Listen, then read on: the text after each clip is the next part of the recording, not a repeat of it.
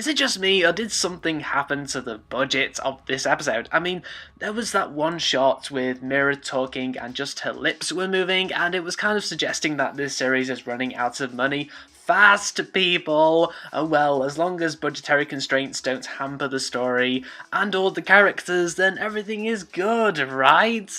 Right! So in episode 9 of Dimension W, we return to the random ass confrontation between Kiyoma and Loser. Did you guys think that things were going to get violent? Did you think there would be some kind of punch-up? So did I, but that whole situation did not turn into violence. Loser just randomly got angry and blew a fucking hole in the bridge. I don't know, that whole moment kind of felt forced, and Loser doesn't seem like the kind of character who would just simply go crazy like that. Anyway, the black hole thing appears and touches Kiyoma, then Kiyoma goes into a coma, and he has this serial experiments lane experience where he sees memories, and for some reason we also see the memories of the prince and Loser. How does that work? If Kiyoma is the one in the coma, then why are there other characters present that Kiyoma hardly knows? So, quote-unquote, Kiyoma's dream shows us the origins of the Easter Island battle, where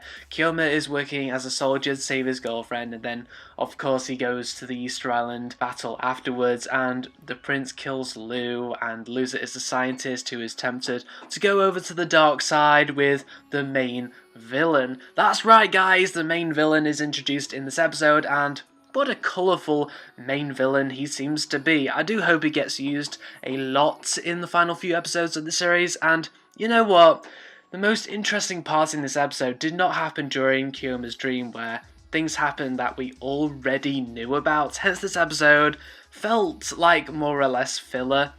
Instead, what happened with Mira at the end of the episode was a lot more emotional, as it turns out Mira's body was meant for Kiyoma's now dead girlfriend. Will there be a moment where Kiyoma has to choose between Mira and his dead girlfriend, who is hopefully somehow brought back to life through Dimension W? So yeah, I get that this episode is a calm before the storm episode, and I suppose it had to be filler, but I found it boring because, like I said before, we already knew about most of the stuff that happened to the characters who were in quote-unquote Kiyoma's dream. We know the prince killed Lou, we know Loser had a bad time, we know all this stuff already. I kind of wish more of Mira exploring how Kiyoma sees her was included in this episode, as I feel like the two's relationship has taken a back seat somewhat, and the relationship that Kiyoma and Mira have was the most interesting part of Dimension W whilst it was there. My hope for this